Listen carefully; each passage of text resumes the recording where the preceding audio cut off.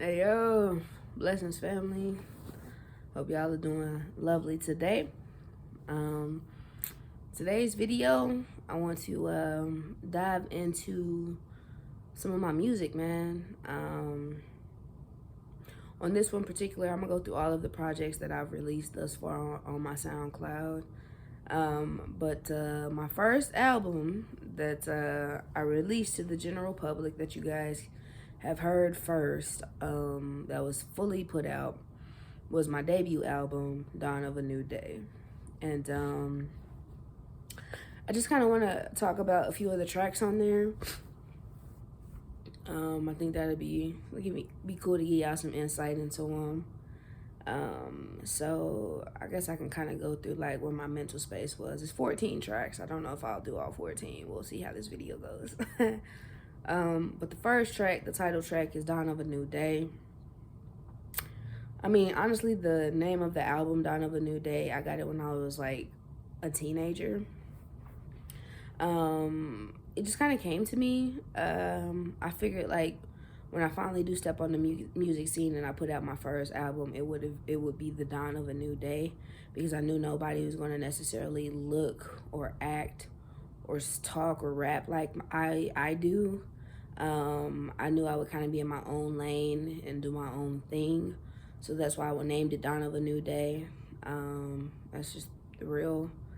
But I got that name as a teenager, and I put the actual album out on my 26th birthday. And like everyone, like when they see like the artwork, because I have like the printed copies, like CD covers, well, CD copies, like the front of it is like I got a woman on the front with her breastises out, some voluptuous chi-chis, and then on the back of the cover, she got them cheeks out, you know what I'm saying? Got them cheeks. But like honestly, it's supposed to be, the woman on the front is supposed to be the embodiment of Eve in the garden. It was supposed to be Eve before she met Adam, before she, you know what I'm saying? That's why she's I did a black woman, well, quote unquote. You can tell by her nose features and also her afro. She's supposed to be a melanated being, and you can see her in like Indian style, and she's kind of like in a meditative pose. And like if you look closely at the bottom, you can see that there's a snake. So that was the serpent, you know what I'm saying, coming in to tempt Eve in the garden. But on the back of the cover, for me, it was me flipping it on the other side of it. It was like, what if she didn't, what if she wasn't quite tempted by the apple? Because on the back cover, you can kind of see her holding the apple, and the snake is wrapped around her arm. And she's looking at it kind of like contemplating, you know what I'm saying? So there's a choice there to be had. So that's kind of where that came from. I kind of got it, honestly, I got the vision for the actual cover in a dream. It was a dream. And that probably came to me when I was like 19 or 20, 21 maybe. That's kind of, and like, so I put it out at 26, so it was very well thought out, it was quite methodical, very analytical in my Virgo nature, my Virgo sun nature. And so yeah, man, that's the album cover. But the title track, Dawn of a New Day, is basically me welcoming everyone into the dawn of a new day. And if you haven't heard the album, it's on my page, it's on my YouTube, it's under the music section. You should definitely go check it out, run it up. It jams. It's a vibe.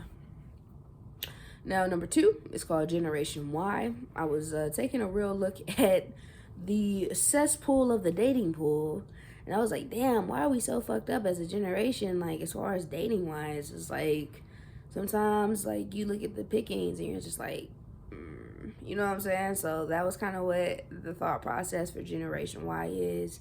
That's why it's spelled like generation with a Y, not WHY, but with the actual letter Y, because that's the generation. Generation Y, Generation Z is kind of the generation that I come from and have a question mark by it. So that's kind of what that is about. I was just like, I was out here and I was like, I hate it out here. It's trash. So that's what that was. Number 3 is called Serenity. Honestly, if I can be all the way 100 with you guys, it's my least favorite track on the album. Not necessarily because the lyrics don't jam and the song doesn't jam. I genuinely just hate that mix now, bro. I think the mix just sounds horrible on that one, bro. And like I felt pitchy on a lot of part of it. Like, that was my first album, so I was like still finding my voice and like tone. So like that's probably my least favorite track on the album, but it still jams. People like it, but it's like I'm not really a fan of the mix. So yeah. Number 4 is Free.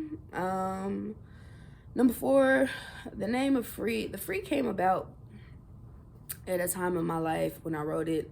I was feeling emancipated. I felt very like secure in who I was, and like it was like, it's almost, for me, the way I picture it in my head is like a coming of age, like breaking like your mental chains of you know, that you've kind of placed on yourself or other people have tried to place on you. So for me, Free is symbolic of breaking free. So that's kind of what that track is about. I like it. It's a dope track. I've performed it live, I think once. So I think I have to go back and perform it again. So yeah, I really dig Free. Number 5 is For You. It's actually one of my most popular tracks. People love For You. Like, I have had people say, yo, whenever I get married, I want you to perform For You at my wedding. Like, I've had people tell me that, and I'm just like, for sure, I got you. Like, but For You is pretty near and dear to my heart. I was writing about someone very specific, very particular. So it's like the way I see that in my head is like Egyptian theme, like trying to rescue someone from like I'm a pharaoh and I'm trying to rescue my Anck-su-namun, but like she's like not like the fucked up Anck-su-namun and the Mummy. If anybody knows what I'm talking about, you're like, bro, that I mean, I love the Mummy, but I was like, yo, Anck-su-namun in that movie, I hated her, bro, cause she fucked that nigga up. That nigga said no. Like on the second one, she said no. Broke that nigga whole heart. He said, let the devil have me. She broke my heart, bro. So I was like, damn. So but so For You, that was like my mental space for it, but it's like that is not what I wanted, like, for it to happen. Like, I didn't want I wanted the theme of like Egyptian, like a forbidden love tale, like type of shit. Like, if I were to do a music video for that one, like that's how that would go, because like that's like the mental space I was in like when I wrote that. So yeah. Number 6 is Real Money. Shouts out to my homies Wood. Shouts out to my homie Footer or Peanut. You know what I'm saying? We basically was just on that boy rolling and rocking, man. Like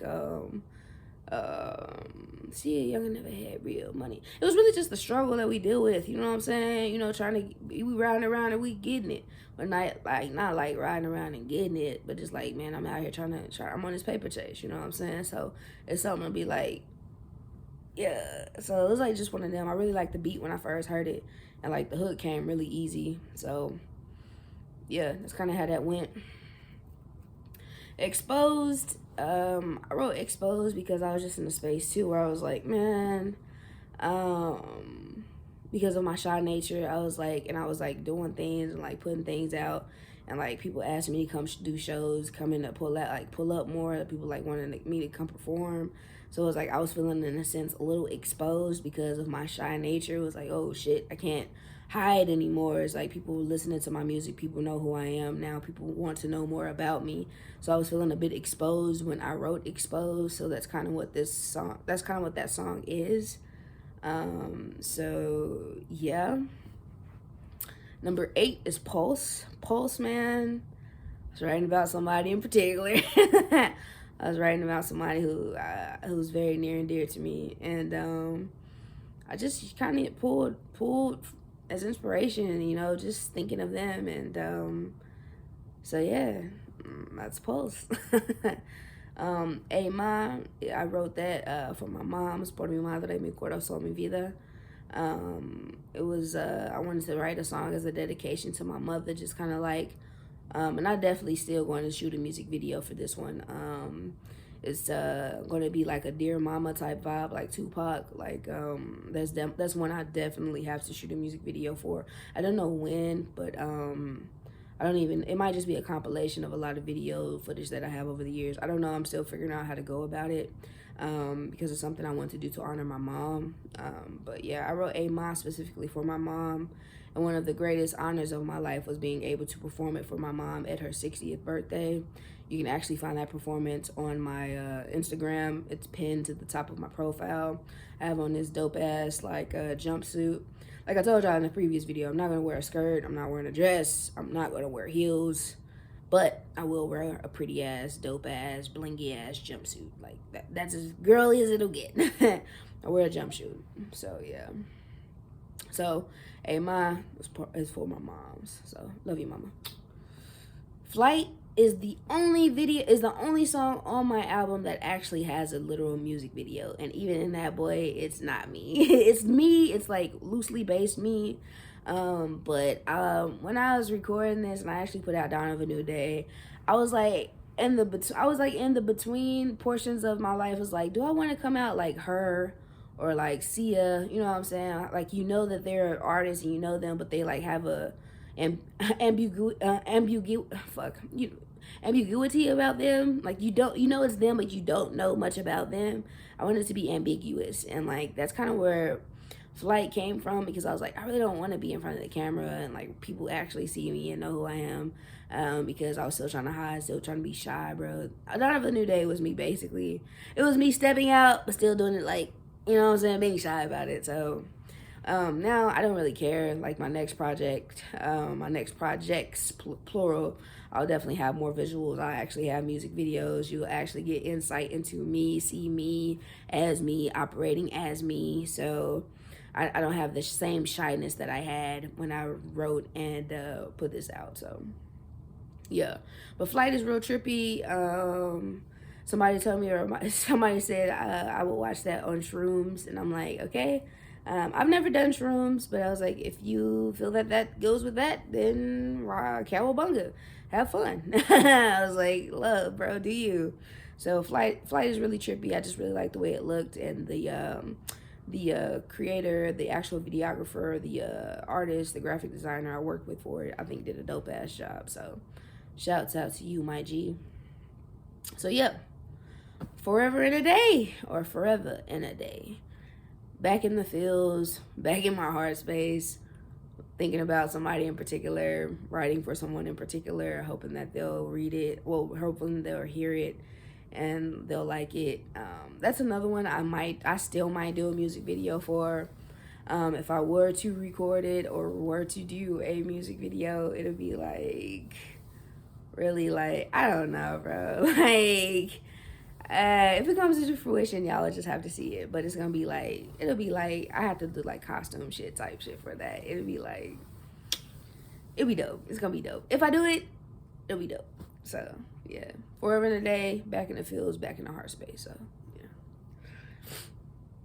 Number 12, Ashes. I wrote Ashes for my mom's mom, my grandmother, Barbara Ann Whitaker. I lost her to cancer in 2012. That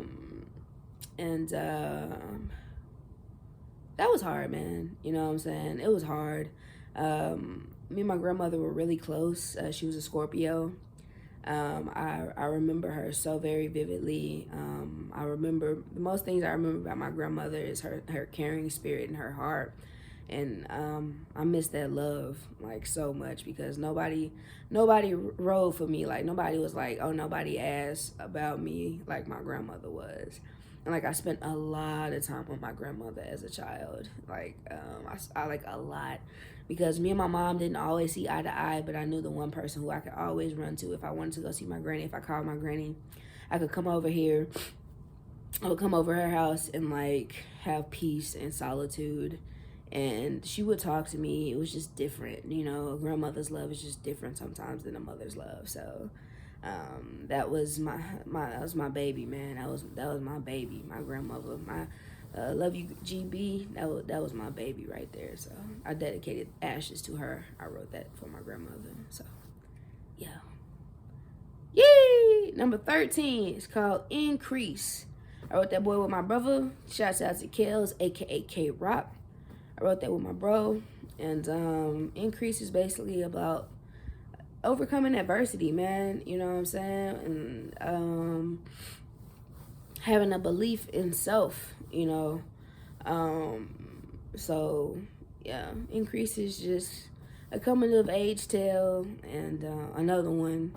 So yeah, that's kind of my mental space with that one. And me and my brother just ate that hoe up. So yeah, shouts out to Kels. Love you, bro. And the final joint on Dawn of a New Day is called Ascension.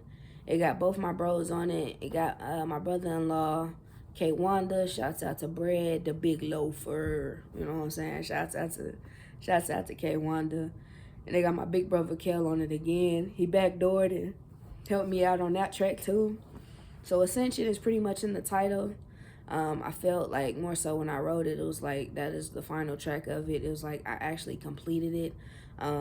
Writing Dawn of a New Day, it was more so just belief in myself that I could do it. Like I could actually fund a project. I could actually write a project. I could actually see it all the way through and get it done. So like that's what Ascension was or meant for me when I wrote it. And my brother actually helped me write the hook on that one. So it was just like, fuck, I actually did it. Like I actually finished the whole album, like all the way as an independent artist. You know what I'm saying? I went through so much trying to put that first album out, y'all. Like legitly, like got all my paperwork. Like that's mine. I got my masters. Like that's legit. Like a Mayhem project, a Lady Pistol Network project. Like so like writing Ascension, it was more like, yeah, I can do this, like for real. So that's kind of what my mental space was. Dawn of a New Day was beautiful for what it was. It was released August 26th of 2020, I believe. I think I put it out in the pandemic. So yeah, man, I put my album out. That was my first album. So yeah, that is the first of 14 that I have. I know I got 14 projects, got all music related projects. So yeah, I hope you got, well, I plan on putting my 9th one out. If not today, it'll be sometime during this week. It'll be some more like throwback stuff that I recorded probably in like 2021, 22. So hopefully y'all like it, y'all vibe and dig it. But yeah, man, that was like a little breakdown of Dawn of a New Day, my debut album. If you haven't heard it already, definitely go run it up. It's on Apple, it's on Spotify, it's on Tidal, it's on Amazon, it's on YouTube, it's on every platform you can get it on. It's there. So check it out. It jam, if I do say so myself. Yeah. So, yeah. Peace.